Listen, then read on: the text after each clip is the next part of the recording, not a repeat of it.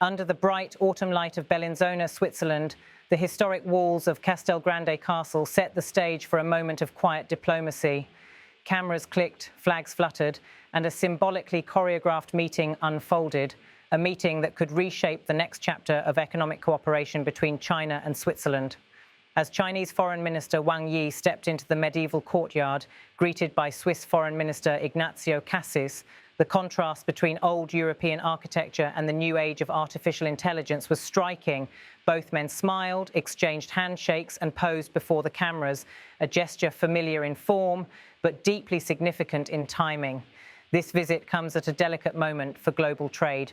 Since early August, Switzerland, long known for its neutrality and open markets, has found itself caught in the crossfire of a global tariff war. The United States imposed sweeping tariffs of up to 39% on certain European exports, including Swiss industrial components and precision instruments, citing competitive imbalances. Beijing, meanwhile, has been navigating its own turbulent trade relationship with Washington, marked by escalating restrictions on rare earth exports, semiconductors, and green technologies. Against that backdrop, Wang Yi's visit to Bellinzona is more than ceremonial. It's a signal, a diplomatic handshake aimed at building economic resilience in a time of fragmentation. As the two ministers walked slowly through the courtyard, their conversation, captured only in fragments by nearby microphones, hinted at the themes to come: innovation, ecological transition, and mutual respect between two economies that have long defied geopolitical trends. Switzerland was the first continental European nation to sign a free trade agreement with China back in 2013. That deal laid the foundation for an era of deepening commercial ties. Today, China ranks among Switzerland's top trading partners, while Swiss companies, from high-tech precision manufacturers to green energy pioneers, have carved a respected niche in the Chinese market. What Wang Yi brought to Bellinzona was a clear intention to modernize that partnership. Standing before the assembled delegations, the Chinese foreign minister began with a familiar tone of diplomatic courtesy, calm, deliberate, yet assertive. "We have always agreed to deepen our economic cooperation with Switzerland," said Wang Yi. "Switzerland is a pioneer and beneficiary of China-EU trade cooperation. It was the first country in continental Europe to sign a free trade agreement with China and China's first innovative strategic partner. We will improve our existing free trade agreement, which will include more goods in the scope of the duty-free regime, and we will strengthen ties between businesses and consumers on both sides."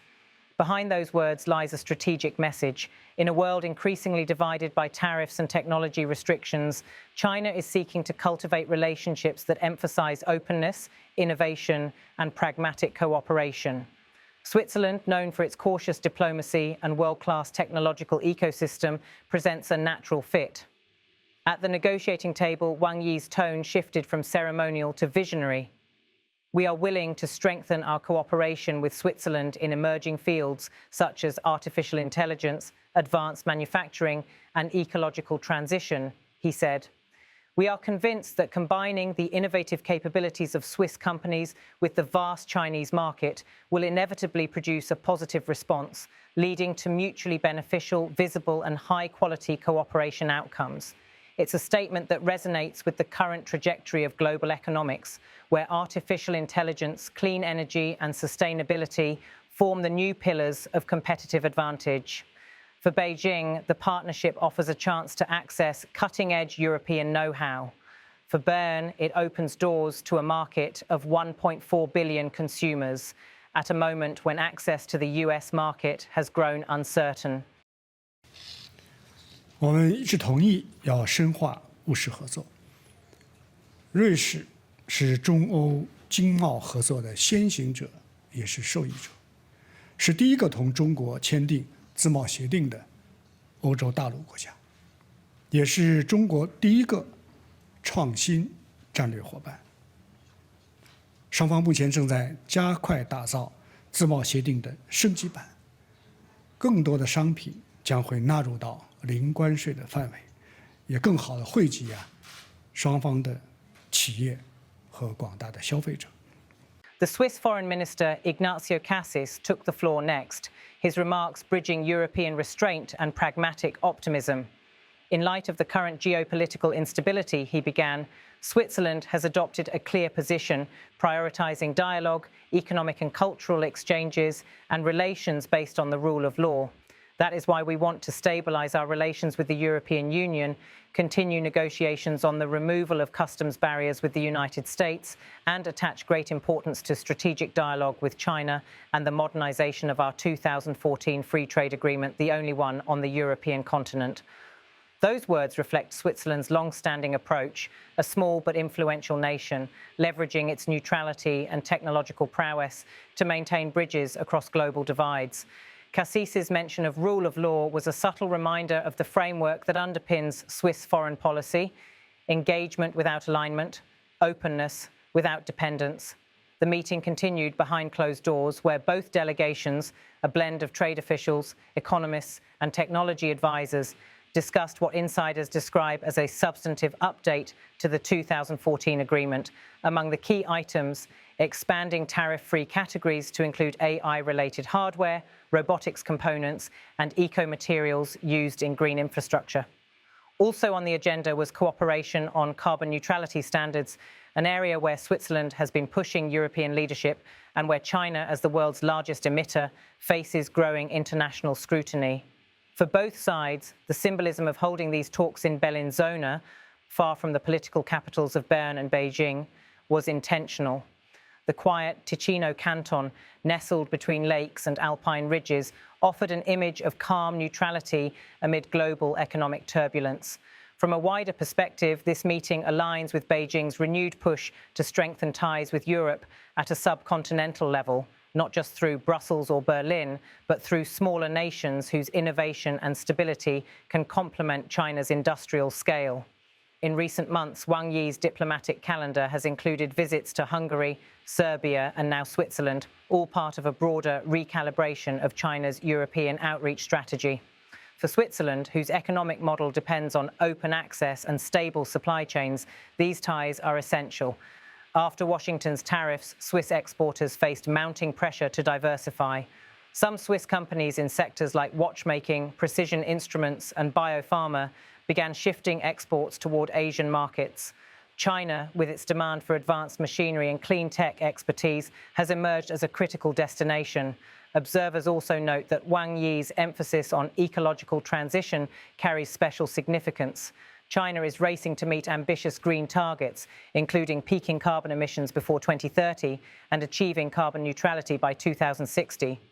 Switzerland, for its part, has been a laboratory for sustainable technologies, from smart grids and solar architecture to electric public transport systems.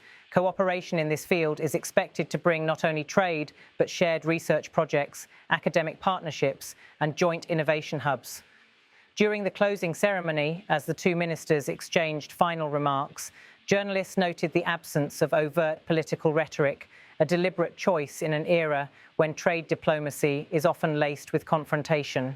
Instead, the tone was businesslike, even hopeful. Wang Yi, in his concluding statement, reiterated that mutual respect would remain the cornerstone of Sino-Swiss relations. His phrasing was careful, avoiding mention of US policies, yet the subtext was clear. Both nations see opportunity in turning uncertainty into collaboration. On the Swiss side, Cassis acknowledged that maintaining neutrality in an age of economic blocs is becoming increasingly complex. Yet he reaffirmed Bern's commitment to strategic dialogue, a phrase that, in Swiss diplomatic language, signals both independence and engagement. It was a way of saying Switzerland will not choose sides, but it will choose progress. The optics of the event carried symbolic weight too. Inside the castle, beneath Renaissance-era frescoes, delegates from two vastly different political systems sat around a single polished wooden table. Outside, Swiss and Chinese flags stood side by side, red and white reflecting off each other in the crisp mountain air.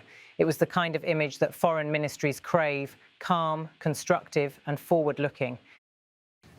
我们愿意同瑞士在人工智能、高端制造、绿色转型等新兴领域加强合作。相信瑞士企业的创新能力同中国的超大规模市场相互结合，必将产生积极的化学反应，催生更多的互惠、可见、高质量的合作成果。But beyond the images, the numbers tell a powerful story. Bilateral trade between China and Switzerland exceeded $40 billion last year, driven largely by pharmaceuticals, precision instruments and luxury goods. China imports Swiss machinery and watches, while Switzerland imports Chinese electronics, textiles and increasingly electric vehicle components. If the new agreement succeeds in removing more tariff barriers, analysts expect trade volume could increase by 20% over the next 5 years. That potential is especially significant given the broader European context. Relations between Beijing and Brussels remain strained over issues like human rights, subsidies and market access. Yet individual EU members and non-EU states like Switzerland continue to find pragmatic pathways for engagement. For Wang, Switzerland's approach offers a model, economically open, politically neutral and internationally respected. As the press conference concluded, both ministers briefly smiled for photographers before turning away from the flashes to resume conversation in quieter tones.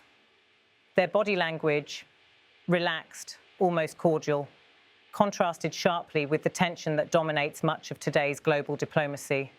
The setting of Castelgrande itself reinforced that tone. The fortress, built in the 13th century, has withstood centuries of conflict, treaties and reinvention. Its walls have seen empires rise and fall, borders redrawn and alliances reimagined. Hosting this modern-day trade dialogue within those walls was a metaphor for continuity, a reminder that diplomacy at its best is about endurance and adaptation. In the following hours, both delegations released brief communiques summarizing the talks. Beijing's statement emphasized mutual benefit, technological innovation and ecological partnership. The Swiss communique highlighted constructive discussions and commitment to open markets. Neither side mentioned the United States or the ongoing global tariff escalation, yet the omission itself spoke volumes. Both governments know that economic diplomacy now requires subtlety, a balancing act between sovereignty and interdependence. For journalists covering the visit, one of the day's most striking visuals was a simple handshake, repeated twice in the courtyard and then in the press room. In that gesture, Wang and Ignazio Cassis encapsulated what both governments are trying to achieve, a reaffirmation of trust amid a world drifting toward fragmentation. This encounter may not make front-page headlines in Washington or Beijing, but for European industry leaders and Asian investors, it sends a clear message. Bilateral cooperation is still possible, even when multilateral consensus falters. In the weeks ahead, working groups from both countries will meet to finalize details of the free trade agreement upgrade. Swiss sources indicate that Bern hopes to conclude negotiations before mid-2026, while China has expressed interest in fast-tracking approval for new industrial and green tech partnerships. Observers in both capitals describe the talks as technically complex but politically straightforward, an encouraging sign in a period dominated by friction elsewhere. For now, Bellinzona stands as a quiet reminder that diplomacy still happens not only in capitals, but in places where dialogue feels genuine. The sound of footsteps echoing in Castelgrande's courtyard, the footsteps of two foreign ministers walking side by side, marks the beginning of a new phase in China-Switzerland relations. As the delegations departed, the evening sun cast long shadows over the castle walls, while local residents watched from nearby terraces.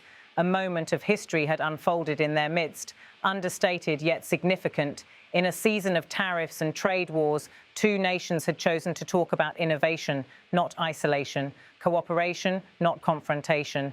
And perhaps that, more than any headline or handshake, is the message that will endure.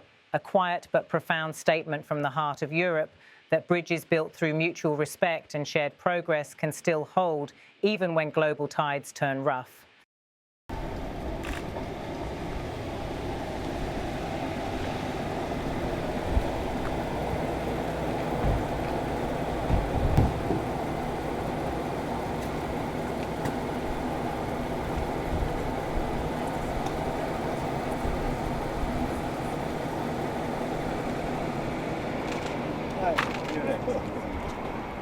Nice food. This is a miracle.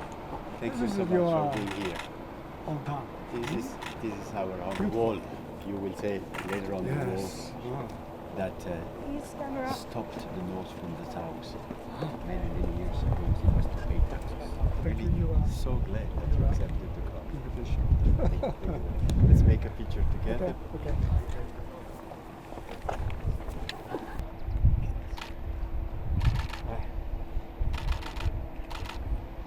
By the authorities north of the Gotthard, because this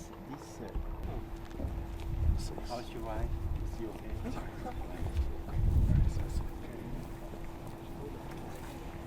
So I imagine you know this man.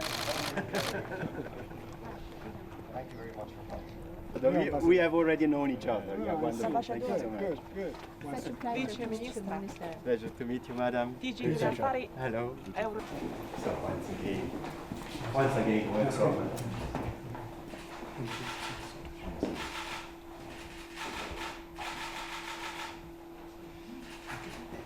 Please.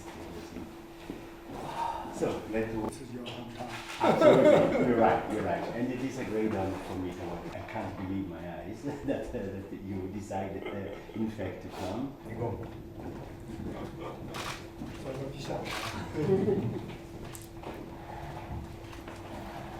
Je vous en prie, prenez place.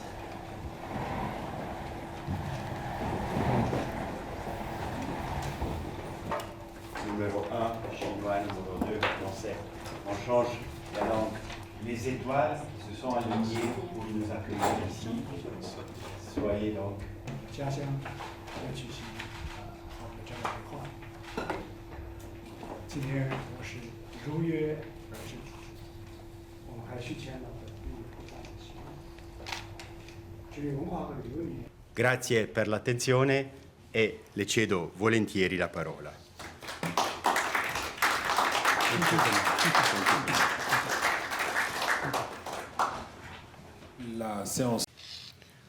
我们一致同意要深化务实合作。